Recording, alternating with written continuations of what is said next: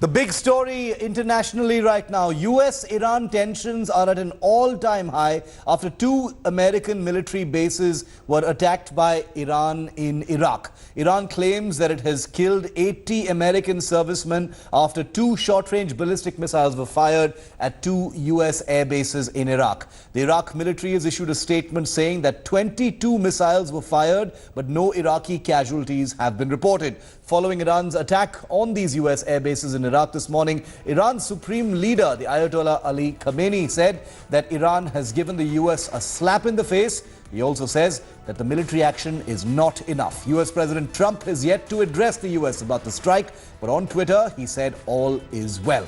The US Department of Defense confirmed that Irbil and Al-Assad air bases have been hit by more than a dozen short-range ballistic missiles.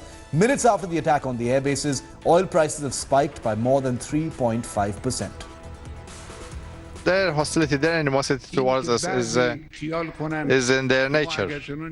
If some people think that if we take one step back and if we become a bit moderate, the Americans will stop their animosity. This is wrong. This is completely wrong. Some people say do not do things that will make the Americans angry. But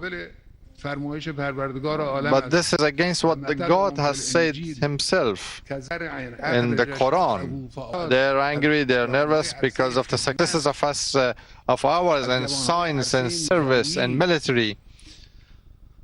They're nervous, they're angry with this, all these advancements that we have had.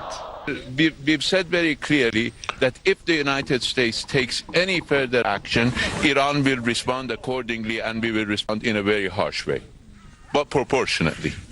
The presence of Iranian people in the streets of many cities, unprecedented in the history, a sea of humanity, has to bring the United States to its senses. Europe can play a useful role by informing the United States of the serious error in their analysis, that they should stop listening to clowns, that they should base their policy based on realities and not some illusions of some clowns who have ambitions elsewhere.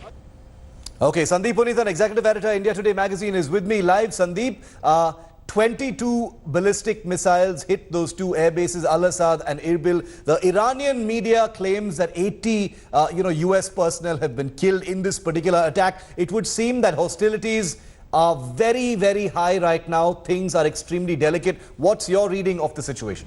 Well, Shiv, I think the Iranian regime has made its point. It's launched those missiles. It claims to have killed US servicemen.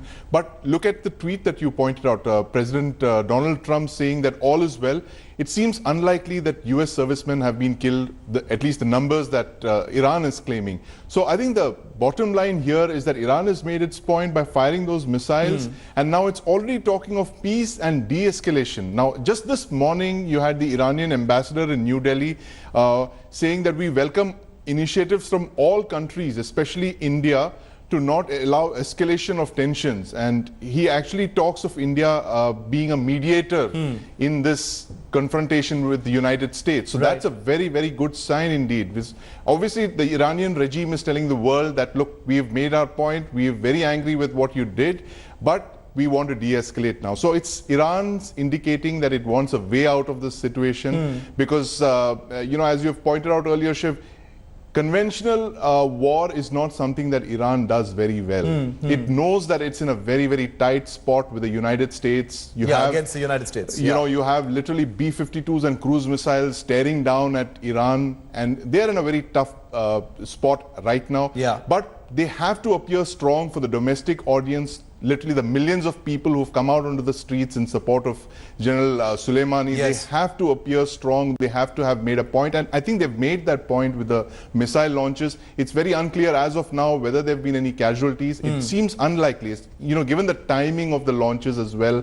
2 a.m. in the morning is not the time that you're going to kill a lot of people or, hope to cause a lot of damage. So I think it's symbolically Iran is, kind of established its point, and now it just wants the situation to de-escalate. Okay, hopefully it will be a de-escalation. Iran needed to prove a point after General Qasem Soleimani was assassinated in a US drone strike a few days ago. There are, it's a sea of humanity. The protests, the funeral processions across Iran's cities are large and quite dramatic to see, but hopefully there will be a de-escalation like Sandeep just said. Well, addressing the media yesterday, US President Trump reiterated the fact that if Iran retaliates, America will respond strongly. And remember, Trump has now tweeted, all is well. Listen to what he said yesterday.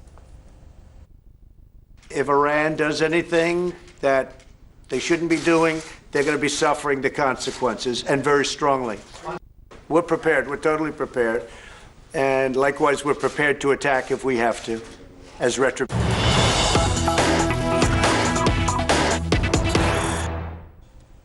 And there's breaking news coming in now. Even as a possible de-escalation could be around the corner, Iraq's pro-Iran factions say they will now respond to the United States.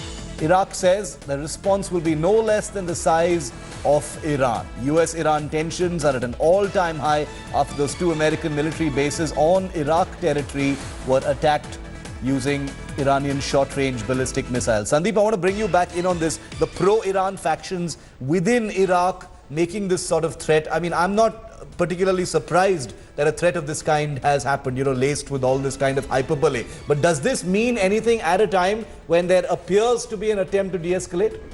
Well, Shiv, that is the uncertainty in the whole equation. Now, what are militia members, General Soleimani's men in Iraq, how are they going to respond to this, given the fact that there are 5,000 US servicemen still in Iraq? Yes. So that is going to become a major problem for the United States in the days ahead. There is talk of retaliation and there's talk of revenge attacks and all that on Iraq. And I think the goal of Iran appears to be now to force the United States out of Iraq. And, President Trump has actually spoken of invoking sanctions on Iraq if that is the case, if they are indeed forced to leave. Because, as you know well, the United States maintains 5,000 soldiers in Iraq to keep ISIS at bay.